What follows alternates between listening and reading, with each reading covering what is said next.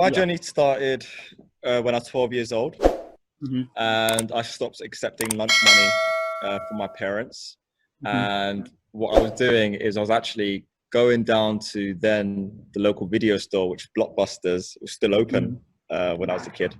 And Mm-hmm. I will rent PlayStation games, Sega Dreamcast games, and I will copy them and I'll sell them to kids at school for like £5 a pop, Yeah. or I saw a few games for £10. So I was making like 50 quid a week Mm-hmm. by selling basically my proudest moment, bootleg video games out of my pouch Mm-hmm. in school. So there's always tech, always tech. When I was 16, I took things more seriously and I incorporated officially my first business, which was called Shig's Mm-hmm. Computers. Again, all around technology. I had the fastest home computer in the world for certain applications. I had a couple of world records for having the Mm-hmm. fastest home computer for certain benchmarks. I Mm-hmm. built up a name doing that when I was around 16, 17. But the whole time I was being very much pushed down the educational route by my parents because, you know, like, what does a kid know? And it got to the point where I started to import export quite a lot with China. Yeah. And I'm now, say, 18-year-old kid in business studies in college and not paying attention to my business studies teacher, ultimately because I had a business studies teacher who was trying to teach me about business, who's never run a business in his life. Mm-hmm. So if I got to say, okay, my first real acceptance of being an entrepreneur was around when I was like 18, 19, when I had that dispute with that teacher, ultimately because I was earning 3 times his salary, running my own business, and couldn't accept this guy teaching me about something that he's never done in his life. Being an entrepreneur or running a business isn't something really that you get out of a textbook. It's Yeah. through the process of trying and failing and learning from failure do you refine yourself to become a better entrepreneur. So yeah, journey started when I was 12. Okay. So what are some of like the failures have you overcome? Um, Bankruptcy, biggest one. Mm-hmm. Taking on debt early, uh, understanding really how to manage, say, your ideas and expectations better. It's very Yeah. easy as a young entrepreneur to have 1,000,000,001 different ideas and think they're all amazing, and that you should attack all of them at the same time. Mm-hmm. Fundamentally, not the thing that you should do. Mm-hmm. Being an entrepreneur is about incubating and trying to cultivate 80% of your plan and be humble that you'll never have the other 20%. The other 20% is made along the journey. It's kind of like building a railway track Yeah. while the train is breathing down your neck, Mm-hmm. right? And you're laying down the road. Yeah. There's only so much preparation you can have, but a lot of it you just got to do along the way. And what keeps people going is, in my opinion, doing something that you are truly passionate about Yeah. and that you find fulfillment in. Because when you do fail, the thing that gets you back up is passion and love of what it is that you're doing. And if you can operate within that window and let that be your motive, you don't consider failure. All you see is a way of doing something that did not work, Yeah. right? And if you learn from that, then you get better. And this is why many of us say it takes 10 years to be an overnight success, because the greatest investment is always going to be you. And how you process failure will determine if you're investing in yourself. Okay. So where this passion for Bitcoin came along through your journey? Well, I guess fundamentally it started off when I was a kid, because as I said earlier, there was a lot of economic instability in my household, which was directly correlated to domestic violence in my household, and had me as a kid questioning and wondering, the role of money. Why is it so important? Why does it influence so much of our actions? Then I got a more intimate relationship with money.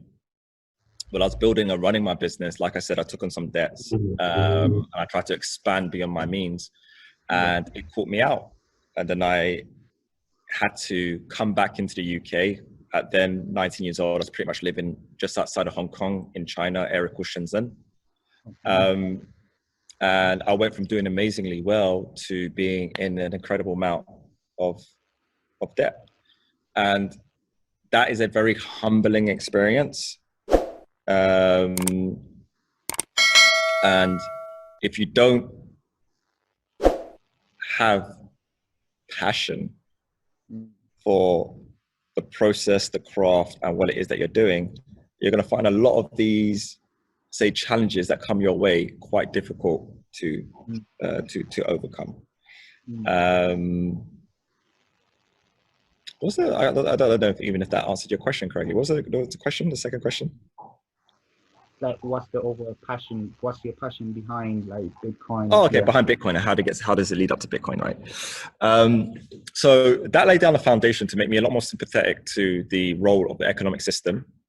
Bankruptcy definitely solidified that. All right, look, like this whole money thing, there's something else behind it. That set me off on a journey of deep discovery of really understanding how the monetary system works. Yeah. And that's what made me realize that Bitcoin as a tool to bring genuine transparency to the economic system is not only essential, it is a requirement to truly liberate humanity. So the passion around Bitcoin really did stem from my early childhood and wanting to be free.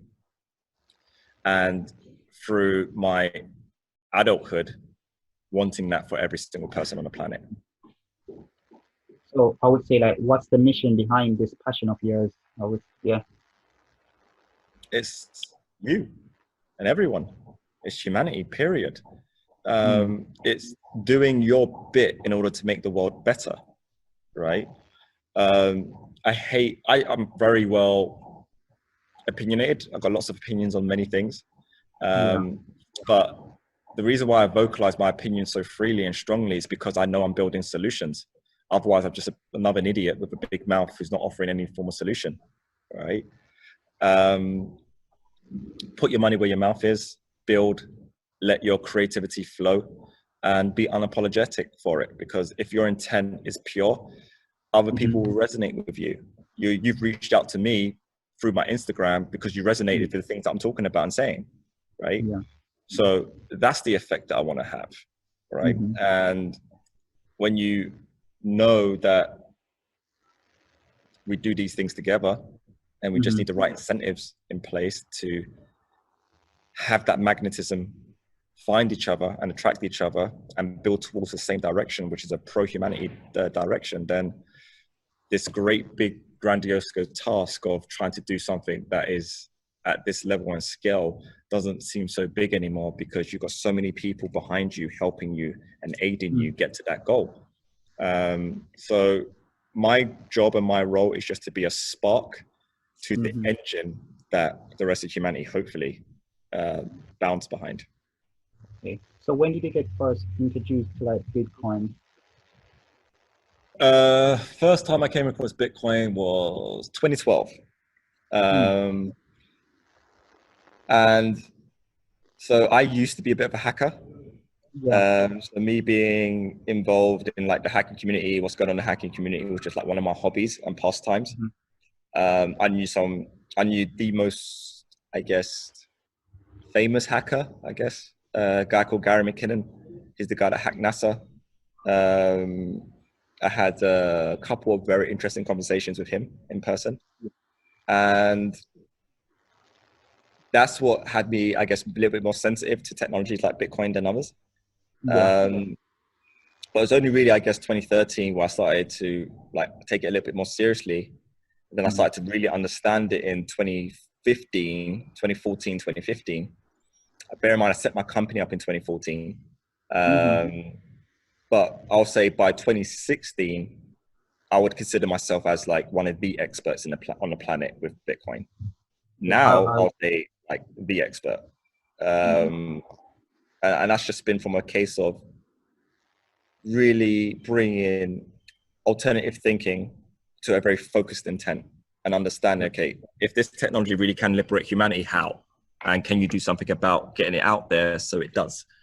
So yeah, that's really been the whole motif behind Bitcoin. And I always say it quite often that almost sounds contradictory to be CEO of an investment firm, which is now building a bank on top of Bitcoin, and say, I actually find the price of Bitcoin one of the lesser interesting points. When you understand the technology, then you understand where the value is going to come from, and it's going to take time, but it really is going to be a very important thing to unlock and liberate humanity. Yeah. So what's there's a lot of fear behind Bitcoin. Like, could you explain a bit more in detail? Because a lot of people have a lot of fear about Bitcoin and stuff like that. Well, a lot of the fear around Bitcoin and other cryptocurrencies, I think, is justified, because we've had 10 years of everyone, including your Uber driver, trying to sell you these different digital assets. And 99% of the space is predominantly run by a bunch of cowboys with gold laced boots and rubies across them. That's the space. A lot of the space is money laundering. A lot of the space is facilitating forms of crime that I fundamentally stand against, right? And all under, unfortunately, the guise and the illusion of transparency and liberty, where it's bullshit. What they're promoting is anarchy. And I think we're seeing some really clear examples of idealistic thinking not matching the reality with what's going on in America right now. And you've got Portland, which the mayor stipulated that the protests will be like the summer of love. And they've had rapes, murders, drugs, prostitution, kids being murdered, police being severely injured. That's what happens when you have a unpoliced state where law and order takes a sidestep and you allow the ideals of these groups to be fulfilled in reality. And what you have is a situation in society that no parent would want their child to be part of. That's not what Bitcoin is. And these are the things that I fundamentally stand against. And this is why I'm trying to have a big mouth in providing education to the space to say, look, like, guys, what 99% of the space is doing is not what this space is about. And in fact, they deliberately did not want you to know about the 1% I want to talk to you about. So instead of, again, having a big mouth, the way that you silence people and the way that you bring mainstream is building a solution. That's why I'm building a bank. Okay. So what's the mission behind Bitstock? Mission, simple. To educate, to empower, and to evolve. Education, so things like my Instagram and our personal company Instagram, our company YouTube. I'm going to be very aggressive, speaking all around the world, and really help educate people as to not just Bitcoin, but the other aspects of technology that are important to extend the human condition, right? Empowerment is our banking ecosystem called Gravity. So we're that's a tool of sovereignty. And then the profits that we derive, we direct towards the evolution of humanity. So these are different things that I'm investing in, different technologies. I'm quite well connected in the free energy space, 0-point energy space, unified field physics space. I'm doing some pretty interesting things around gravitational propulsion. There's a variety of different things that I'm very interested in that we as a organization want to help do. And these are the things that fuel us, again, as to why we're building what it is that we are building. So who do you actually look up for, like, inspiration? This is an interesting one, because I've been asked this question before. I don't want this to be construed as being an arrogant answer. The person that looks back at me in the mirror. And the reason why I say that is that, and I mean it, is my mission in life, and this has been this way for like at least 10 years, is to be a better version of myself tomorrow than I am today. And it's incremental, right? And if you live your life by that mantra, It's not that I don't respect and I don't appreciate, I don't enjoy the education and the company and the achievements of others. Not the case. I embrace others, right? But I'm also very much aware that that person over there is me. And this is where we get into like the deeper spiritual sense, right? So I'm not going to idolize to be somebody else. I'm going to better myself and continue to make a continuous investment in myself every single day to be a better version of myself the next day. It doesn't always happen. Sometimes I regress. Sometimes tomorrow I'm the worst version of myself, right? But as long as I'm aware and I return back to my center and that core mantra of developing and bettering myself on a daily basis, you'll find over any extended time horizon, you're evolving and you're pushing forward. You have to have self-love, to be honest, definitely. But without self-love, 100%. 100%. So what would you say some of your greatest accomplishments you would say? First time ever I was asked to speak at a school. So this was a sixth form by none other than an old teacher of mine, head of year of mine, which I always got on with. But the head teacher of that school was someone that we both fundamentally disliked each other at school, right? And he always thought I'd be a failure, right? And didn't have any issues in vocalizing that. So for me to be invited to that guy's school by one of his teachers as an entrepreneur was awesome and a very affirming moment for me personally, because academia in the conventional mainstream sense is never really something that I kind of saw myself in. So to be welcomed back as an educator was liberating. Well, so what's like some of the most greatest risks you ever taken in your life?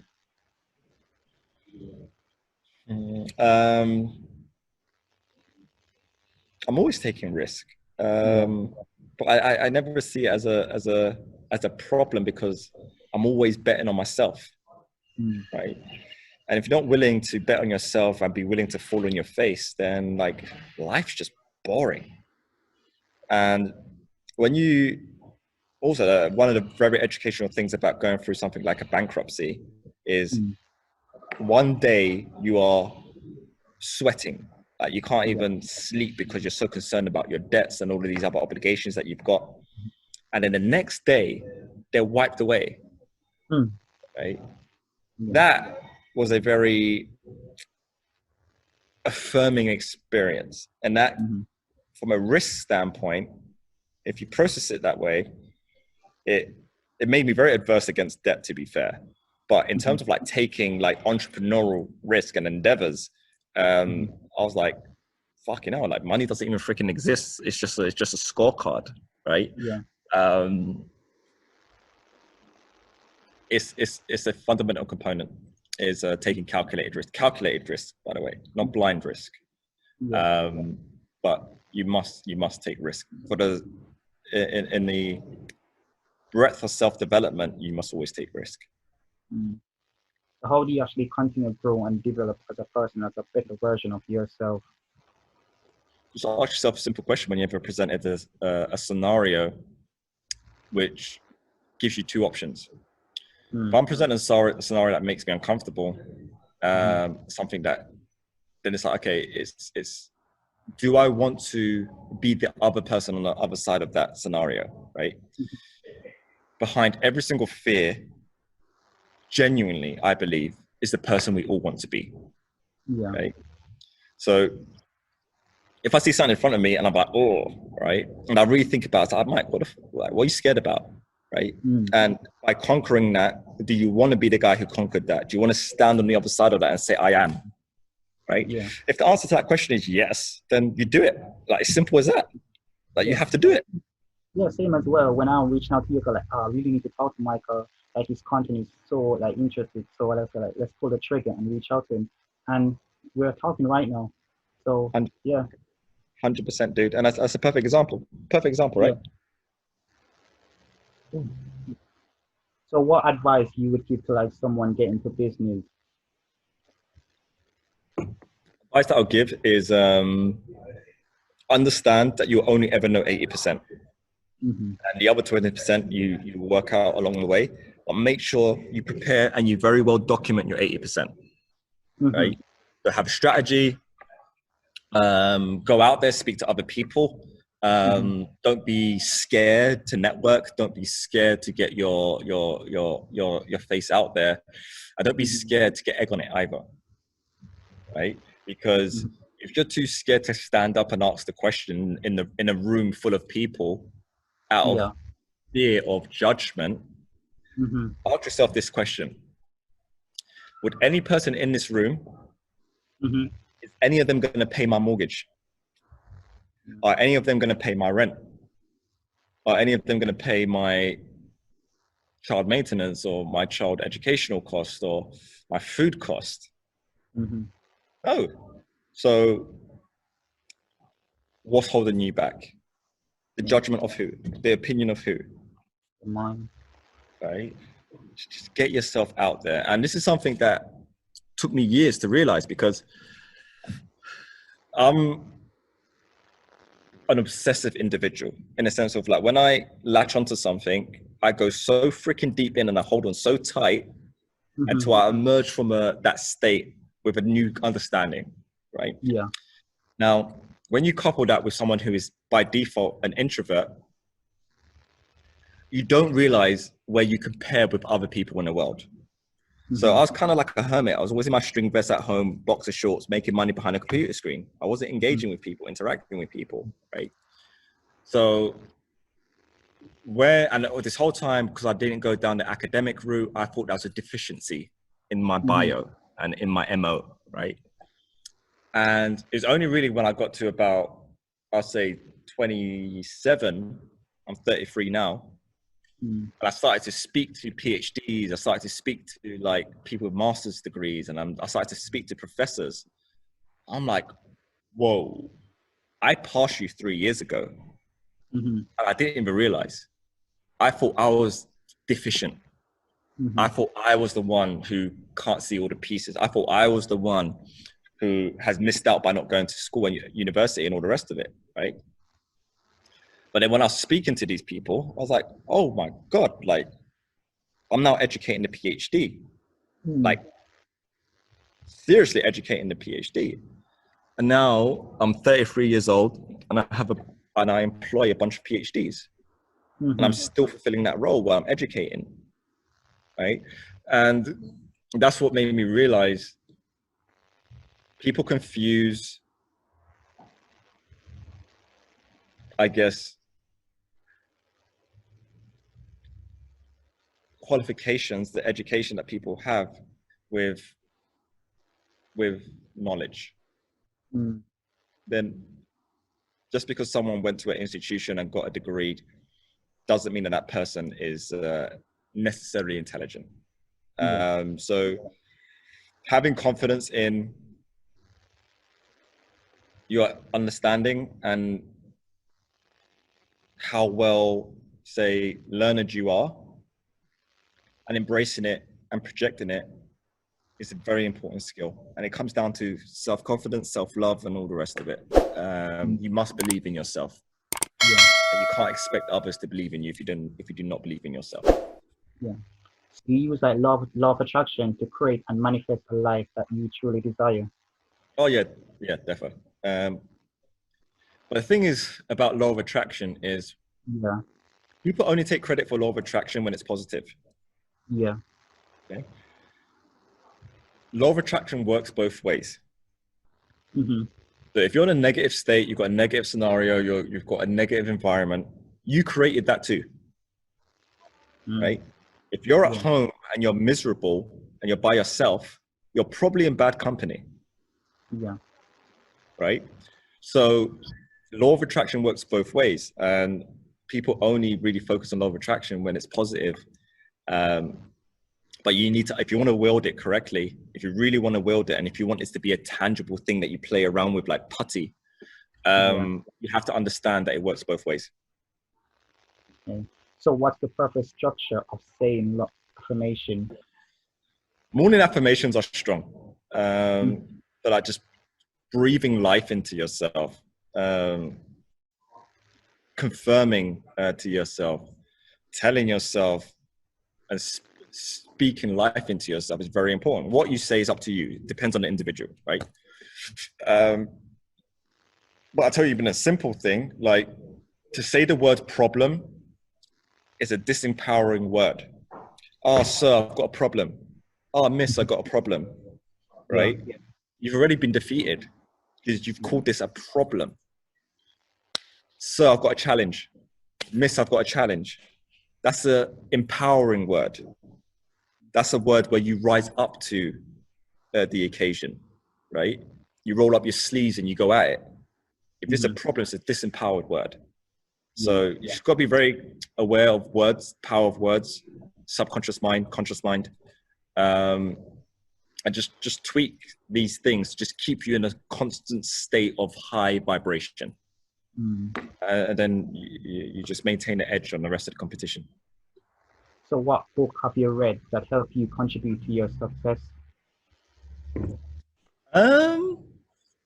Great ones are like How to Win Friends and Influence People. That's at really early days. Simon Sinek, really like his books. But for me, it's more science-based books. It's The Universal One by Walter Russell. It's cosmology.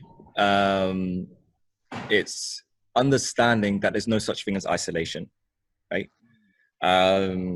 Understanding what my role is in the universe and what all of our roles are and how we work and all the rest of it. That from a fundamental standpoint gives you a very unique perspective on existence, your role in existence, how you conduct yourself, the energy you put out. So I wouldn't pinpoint it down to like any one particular book. Some prominent people I'll recommend people study and research. From a business standpoint, Simon Sinek, definitely. From a understanding yourself, Sadhguru, the Indian guru, Sadhguru. And also like, I'll put in the same category more as Sadhguru, but this is more physics and science behind it. A very good friend of mine and brother, Nassim Harriman. Also a great person, because understanding who you are and getting a deeper connection of self allows you to attack whatever it is that you're attacking with true conviction. Yeah. So is it you? Are you going to be writing any book in the near future? Me and my team have like joked about it. Yeah. I'll be on the list. I want to achieve some more things. And then yeah, I would love to. Okay. I want to deliver on my intent. So once I get banking out there on Bitcoin and I bring banking to Africa and other places like Africa, then maybe I'm worthy of writing a book about. But up until now, I'm just another young brother who's just trying to do good things. Okay. So where do you see its stock in the next 5 to 10 years time? Being the central bank of Bitcoin, and being a strong voice and advocate for humanity, developing technologies that help purify and extend the capabilities of humanity, and kind of being a regulator on malevolent actors within this space who want to try and use this technology for bad.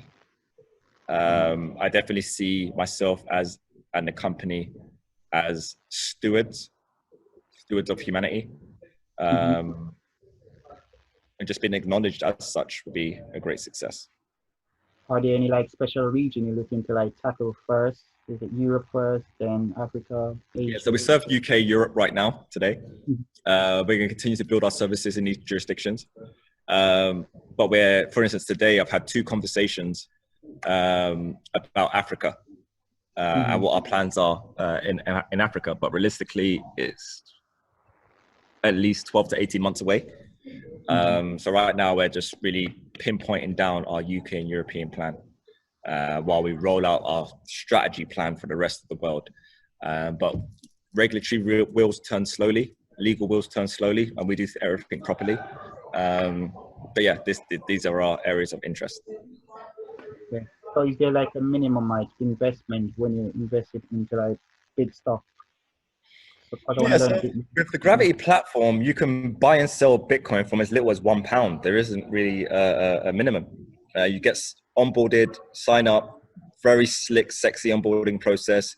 You could be onboarded and account funded within minutes. So it's the best place in the UK and Europe to buy and sell Bitcoin. And our banking services, which will release in probably about 12 months. Again, similar scenarios. It works just like how Monzo or Revolut works for you.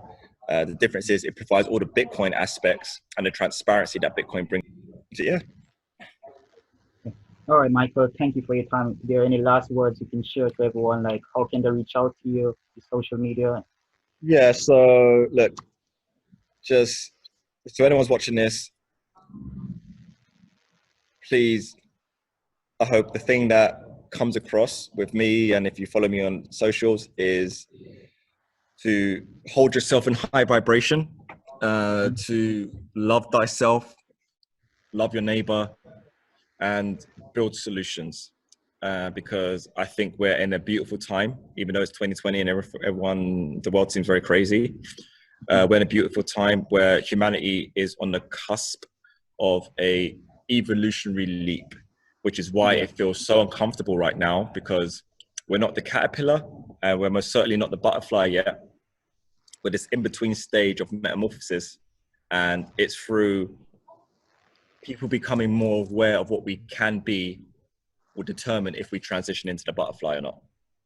And yeah, just deeper connection with self, and all of your business aspirations, your life aspirations, your impact will be more obtainable and achievable, and fulfillment will be what you receive, as opposed to just riches with an empty hole.